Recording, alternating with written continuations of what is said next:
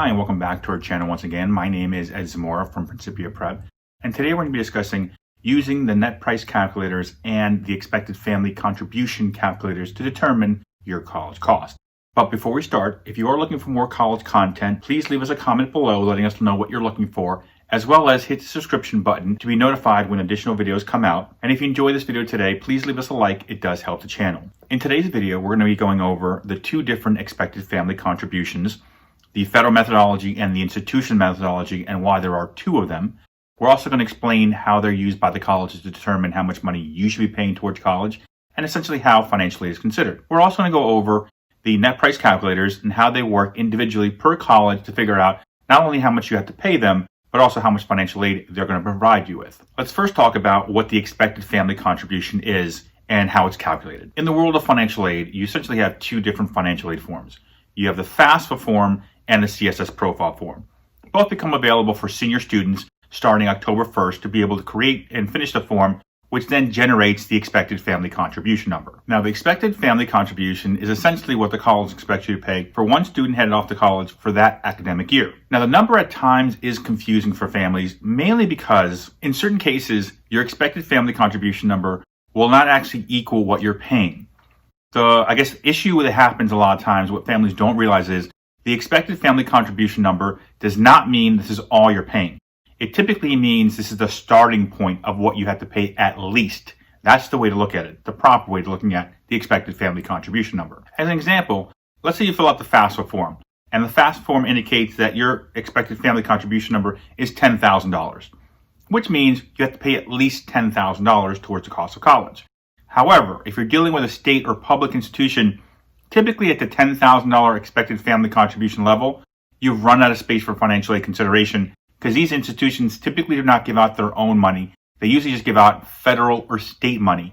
And once you have an expected family contribution of $10,000, there's no more room there for the federal government or the state typically to provide you with financial aid assistance. Now, if you're looking at the private side, it's a little bit different. On the private school side, if you have a $10,000 expected family contribution, typically means there's still a lot of space available for financial aid to be provided to you. Typically, the private schools will be funding the amount left over between the $10,000 you're expected to pay and the college's cost with their own funding.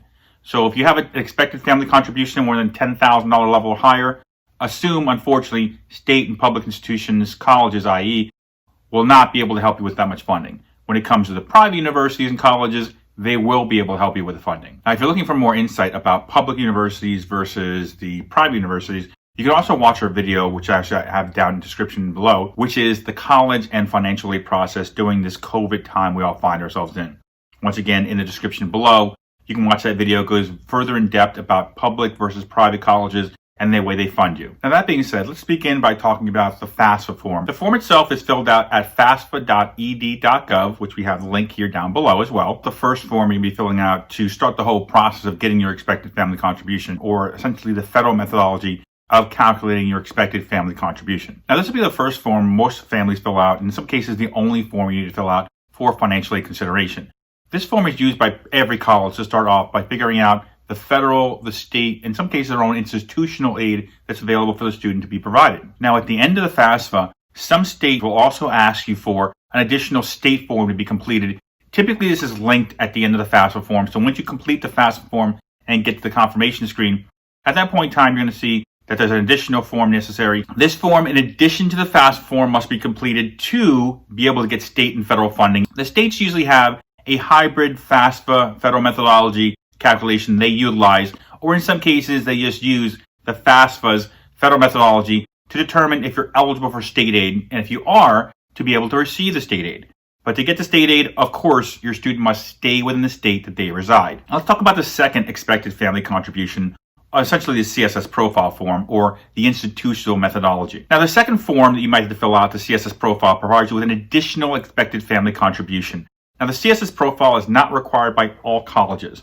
You fill out the form here at collegeboard.org. Now, this form itself does not take the place of the FAFSA, so you have to do two forms if the school requires a CSS, the FAFSA and the CSS profile. So now that we explained there's two different expected family contributions, a federal expected family contribution from the FAFSA and an institutional expected family contribution from the CSS profile form, you're probably wondering, why are there two different expected family contributions? Well, the federal methodology, the Fafsa, is used to provide state, federal, and institutional funding, i.e. the college's own money. And while many schools only use the Fafsa form, some schools elect to also utilize the CSS profile form to provide them with additional financial information on the family to make sure that the individuals they're providing aid to are the most needy or the ones who need the most help. The CSS profile only provides the school's institutional funding, which is grant money if it's available. So basically free money.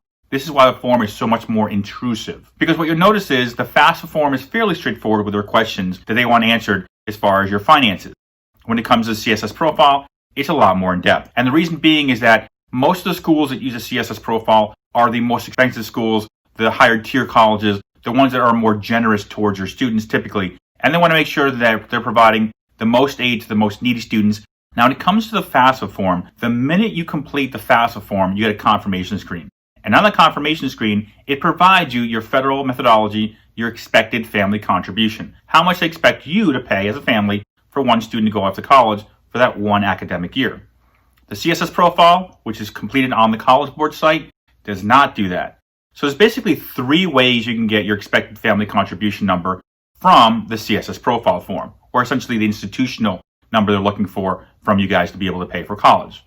Number one, after you finish the FAFSA and the CSS profile, contact the school's financial aid office and ask them, can you please provide us our expected family contribution?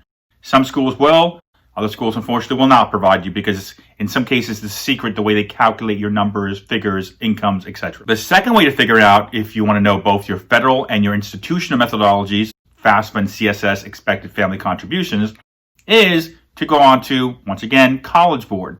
Because on College Board, they have what's known as an EFC calculator. The expected family calculator lets you play around with the numbers, increase your income, decrease your income, increase your assets, decrease your assets, etc. And on the calculators on the College Board site, it will provide you both the federal methodology, what the FAFSA is saying you can pay, and the institutional methodology, what the CSS profile is saying you can pay. And the third way of figuring out what your institutional methodology is by using the net price calculators. So what is the net price calculator? Well, it's basically a more specific expected family calculator. What it basically does is it takes one school, you provide that net price calculator with your financial information, your income, your assets. And by the way, it's not saved, so you can change things around, make things better or worse, whichever direction you want to go as far as your finances, increase numbers, decrease numbers, kind of play around with it to see what your numbers end up being. The calculators are typically found on College Board and in many cases on the school's own financial aid website. These calculators are college specific. So as you plug in income and asset numbers, and in some cases even the GPA, in some cases also test scores, the next thing you're going to get is a completed net price calculator PDF, which essentially shows you specifically for that college based on your family's financial situation, how much you're paying out of pocket, as well as how much in grant money you're going to get, the free money, and also in some cases, scholarship money that school is willing to offer you. That's the reason they ask you sometimes in the form, the net price calculator from that college, for academic information to see is, are you eligible for scholarship consideration? So what's the benefit of the expected family calculator versus the benefit of the net price calculator? Well, if you're looking for a broad number, just got an idea to kind of get a sense of what the colleges, all of them out there, will be expecting you to pay, then I would utilize the expected family contribution calculators to get a broad sense of where I am with every college of what the minimum is I need to pay. If you're looking for more specifics, let's say you're looking to do early decision and get locked into that certain school, then I would do the net price calculator, since most schools now have a net price calculator, which allows you to find out specifically for that college how much you need to pay and how much they're going to be providing you based on their financial aid criteria. Now, one thing to consider if you are doing the net price calculator is if the school requires the CSS profile form, in many cases, if you are divorced or separated, they will ask for both biological parents' financial information.